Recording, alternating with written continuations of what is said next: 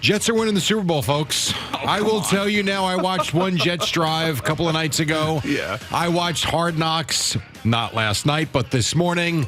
The Jets are winning the damn Super Bowl. Good morning, Boomer Esiason. How are you? Good morning, Jerry. And I can understand why you feel that way after watching Hard Knocks last night. I mean, you could see the incredible impact that Aaron Rodgers has had on everybody. I mean, No doubt. It was the Aaron Rodgers highlight film last night, and rightfully so. That's exactly what HBO should have done, because that's all we've been talking about for the last 6 months and the impact that he was going to have on this franchise. And there's a lot to talk about in what came out in last night's episode. One thing I always say, and I say this every year after the opening of Hard Knocks, that's when you retire, that's what you miss. You miss the camaraderie, you miss the hijinks, you miss the fun, you miss, all the ball breaking, all that kind of crap that goes on. And, it's a very unique kind of like environment. And if you're lucky enough, as Aaron Rodgers has been, to do it, I think, 19 years? Yeah. I did it 14 years. And it's fun when you're actually the older player impacting younger players. And I remember my final year, I was able to play the last 5 games of that season, and we had a really good, solid young team. They just needed direction, that's all. And I was able to afford that, and everybody's, started to play better, started to get more confidence. And the next thing you know, we're averaging like 33 points a game, and it was ridiculous. And I think I see a lot of that in what's going on with Aaron Rodgers right now. So what happened with him in Green Bay is going to be really interesting because, he obviously got bored, got tired of it. It was mundane. I'm sure it was the same repetitive thing over and over and over again. And he just needed to change a venue. And what I see now is a guy that is really motivated. It's actually very funny, and you can see how smart he is. He knows everything that's going on around him, obviously.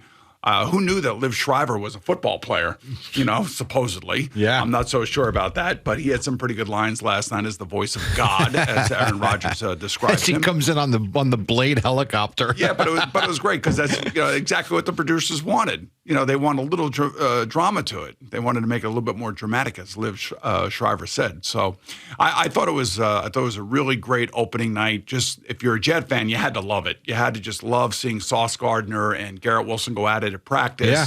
Listening to those guys. Love Garrett Wilson's choice of vehicle. He drives a Ford Bronco. That's my man. He's got some pretty good taste.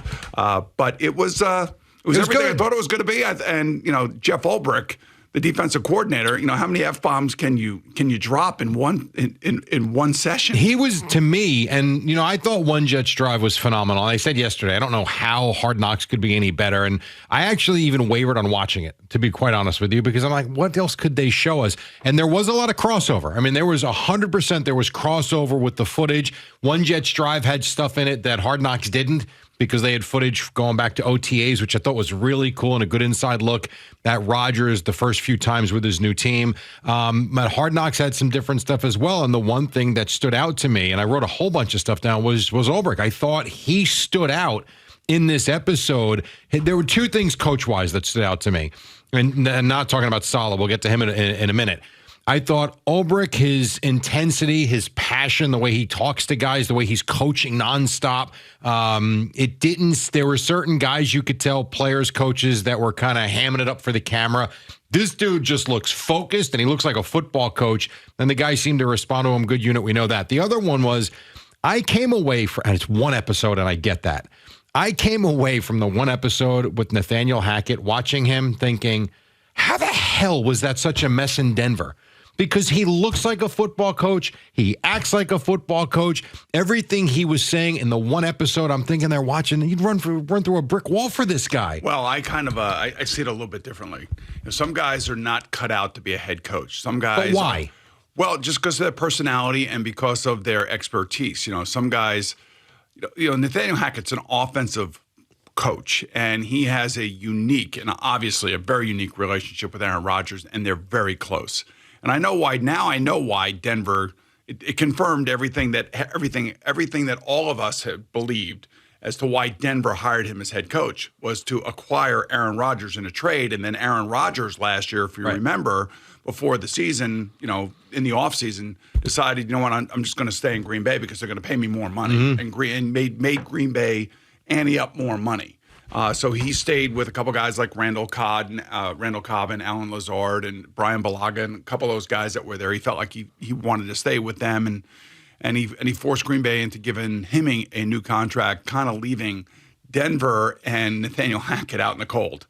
And all I could tell you is that relationship and the whole thing with gold member and all that weird stuff, yes. that's not head coaching stuff. I'm just that's but why? That's coordinator stuff. That is personal relationship stuff, and he and his quarterback certainly have that, which is really gonna make Aaron Rodgers great this year because as I've been telling you, he does not have to learn a new system. And you could see that he's coaching the system out on the field, especially with Zach Wilson, by the way. He looks like a coach. Right. And I tell you, Zach Wilson ain't ready yet either. There's still a lot of delay in Zach's processing of what's going on. But, in his defense, I would just say it's because he's learning yet another system, another way to work it out. And he's watching Aaron intently, which is good. And one thing I did like about what Aaron Rodgers did, there was a point where, as it was towards the end of Hard Knocks last night, where they were meeting, the quarterbacks were meeting on the field, and Aaron's supposed to, give some sort of, talk to the quarterbacks and say something that's going to enlighten them or something. And he basically says, let's get to know our teammates, get out there, get to know who they are, and make relationships, that kind of thing. And I don't think that Zach Wilson really knew how to do that the first 2 years. So you can see right then and there, this is what a alpha male quarterback does when he gets into the locker room and gets into those small little meetings where he can have a profound impact. So far, so good. I just hope this thing doesn't go sideways with an injury or anything like that, because Aaron can still play. You could see that. The one thing you talk about, the injury, that to me is the only way that it goes sideways from the standpoint of the connectedness that they continue to talk about becoming not only teammates but friends, and making sure they stay in touch off the field and stay locked in, like all of that. And I'm sure and you would know better than anybody, obviously, but I'm sure a lot of that stuff happens in all these locker rooms. But there seems to me, just watching these first two things that I've seen, the OTAs, the Rodgers effect, there is a feeling around this team to where, I'm going to be honest with you, even during the Rex years, when I thought they were really good and I thought they had a chance, this is the first time I feel about the Jets that I have felt about them from that ill-fated, was it 99, the Vinny injury? Yeah, when he got hurt. Like, I remember going into that season thinking the Jets are going to win the Super Bowl this year. They lost to Denver in the AFC Championship game the year before. They were coming back, and Vinny was supposed to be really their locked year. in. Yeah, and unfortunately what happened with Vinny was an Achilles. Yes, there was ruptured Achilles, I think it was, in week one. Barring that, like, that's the feeling I have of this team, because I look at the defense is going to be, I think, going to be better, quite frankly. And I think with Rodgers offensively now, tell me what they can't do. And then maybe we can discuss why I don't think they're a legit Super Bowl contender, because what I see is a complete football team. Okay, what I want to see now in the next, we got Aaron Rodgers. We understand the impact. We see all that. What I want to see in the next Hard Knocks, if they're listening, I want to see offensive line stuff. I want to hear about that. I want to see him interacting with his offensive lineman. I want to see Mekhi Becton. I want to see what's going on with him. They showed him a little bit, but they didn't really talk about him. This was all about Aaron Rodgers. This was all about him coming to New York, loving New York, being motivated to be here, and really connected with his offensive coordinator. And the other thing, too, was it's amazing how many players are just sitting in awe watching him. Yeah. And, okay, enough of that. Now we just got to get over that. We all know, and you heard Jeff Ulbrich tell his defense, guys, look at 8. You see 8? We got a guy. We can win. Well, now and we got to go out and do our job. That was when he was showing the video footage, the film of the play he makes to beat the defense at the end of practice. And then he's showing on the film, like, everything is covered. You guys did a great job. There's like one guy that's going to make this ridiculous throw, and he's on our team. Well, I would say that Patrick Mahomes would make that throw. I understand. Joe Burrow would make that throw. Justin Herbert would make that throw. About how Trevor good Lawrence would make that throw. I'm just telling you, there are a lot of great quarterbacks in the AFC. This is why they went out and got Aaron Rodgers. Yeah. I mean, they in order to compete in this conference this year, you need a player of this caliber. There's no question about it. Did you like? And it was quick. It was really quick. But did you notice pickup, or did you like when you had? I think it was in the first 5-10 minutes, when they're on the practice field and Rodgers is making throw after throw, and Salah's got a grin on his face from ear to ear, and he goes over to Joe Douglas. Yeah. He's like, But this guy's really something. You know, I got to tell you something. Joe Douglas said more at our Boomer and Geo live event than he had than anywhere else. Like, he disappeared after that. That is, well, he's a GM. Joe Douglas. Well, he's a GM. I mean, but he's the guy that had to swing the trade, had to convince everybody that this was going to work. We're going to hear from. Here's when we'll hear from Joe Douglas again. You might hear from him when camp breaks and then mid-season. You don't hear from. I do love that about Joe. There's no question. I do love that about Joe Douglas. He lets everybody do their thing. He does his thing when it's time to do his thing. He goes out there and he talks. Hopefully he'll talk with us next week. That's what I'm hoping. But you know, at the end of the day, I mean, he's got to be sitting there looking at this, knowing that he's got a Hall of Fame quarterback and how the team just reacts to it. And I can't get over how excited he seems to be about being here. Like again, I'm going to go back to when Favre came here, and a lot of the players watching last night and then the one Jets drive the other night, it brought back a lot of memories to me when I was covering the Jets and Favre came here. And I'll never forget Jericho Cotchery was like, man, he is different. And a lot of the reaction was the way the ball comes out of his hand, like, holy crap, we got Brett Favre here. And a lot of those thoughts came back to me watching this. That having been said, watching last night and seeing, and Favre never had this is awesome, I love it here, New York has been unbelievable, this team, this facility. And I know that was Hofstra at the time right before they went to Florham Park. It almost seemed like, yes, I'm here, let's go win some games, we'll see what happens. This is different. Well, you know why? Because he's more of a unique person. Brett was like a lunch pail guy, blue collar, Southern guy. Let's go get some beers and hot dogs, and let me take a shot of my Winky and send it out. You know what I mean? What's his name? Aaron Rodgers is not doing that. You know Where's what I mean? Eddie? Right, exactly. But that's what I'm saying. Like, Aaron Rodgers is too refined for that. That's how I would define Aaron Rodgers. Yeah, but he's refined. Refined, yes, but more into it. But very smart. Yeah, very smart. And you can see what a deep thinker he is. He got into the whole thing. Maybe it was with the quarterbacks. I don't remember. But at the one time, he's like, let's enjoy this. It's going to be gone very quickly. Yeah. Time flies by. It does. Very deep thinking there, Boomer. Yes. Very deep thinking. And then the other one, you talk about the age difference. And obviously, when you got a bunch of 20-somethings and then he's approaching 40 or is 40, whatever, there was the one scene with, I wrote it down. Who was this? I took the quote. It was Al Woods and Solomon Thomas as they're watching him. Yes. And I actually wrote this down. I don't remember which one said which, but the one guy goes, man, 8 is special. And the other guy goes, 8 is cool as F. Yes, yeah. Well, that's the other thing, too. Yeah, I mean, and you can see he's doing his thing with Sauce Gardner, with the smoking the weed and all that other crap. Yeah, so he's all bought in, and he has to be. And he has to prove to his teammates that he's one of them, even though he's, stature-wise above everybody. Sure. But he has to be one of them, and he's got to be a cool dude, and he's got to sign some autographs for his teams, so they can give it away for, Christmas presents, birthday presents, things like that. He's got to, and all that stuff is going to be going on behind the scenes. We won't see it.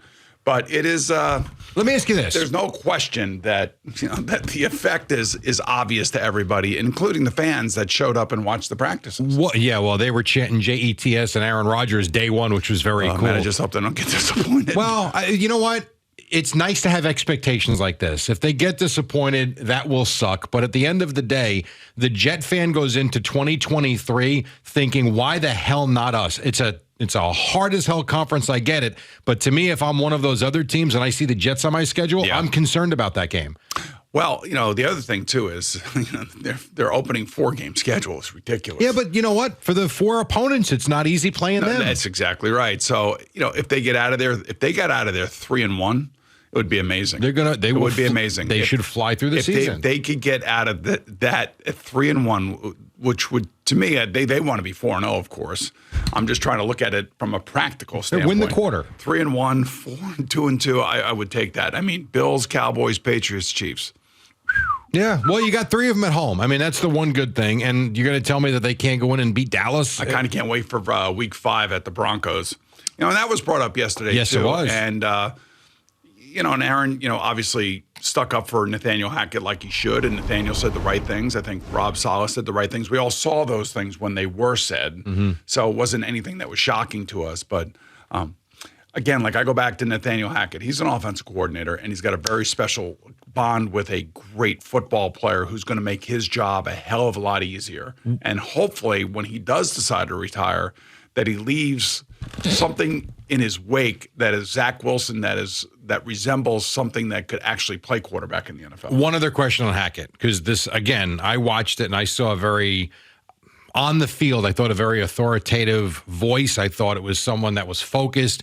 What happens when they go up to the podium and they sound like a bumbling fool? As nervous. opposed it's to nervous. No, That's come all. on. You opening It's press nerves. conference. I get the first few Jerry, times. it's just nerves. Every time. Well, look what happened with Nick Sirianni. I mean, remember his first opening press conference, and he takes his team all the way to the Super Bowl. But what happened? He got better and better. Nathaniel Hackett last year. They were losing, and he was dealing. The other thing too. So here's Nathaniel Hackett. I'm being hired as the Denver head coach. And I'm going to bring in Aaron Rodgers, the most important person in the building, and Aaron Rodgers is going to set the path for everybody, as we have seen For sure.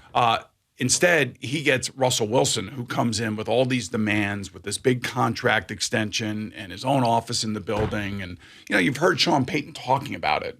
And whether or not you believe Sean was right or wrong, I know exactly what Sean was talking about. He's talking about, the level of dedication wasn't there, and the level, structure, discipline, all of that stuff that is required to be good wasn't there. And I go back to when Bill Parcells took over the Jets after Richie Kotite. Richie assembled a pretty good team his second year here, but they only won one game. And they won one game because I believe the discipline wasn't there. And Parcells sprinkled a little discipline, added a few of his guys, traded for Kevin Mawai. And the next thing you know, because Bill Parcells' personality is so big and so strong, like Rex Ryan when he came in, like Aaron Rodgers when he's here, people react to it. And they know that their career is going to be shortened if they don't do what the big man tells them to do.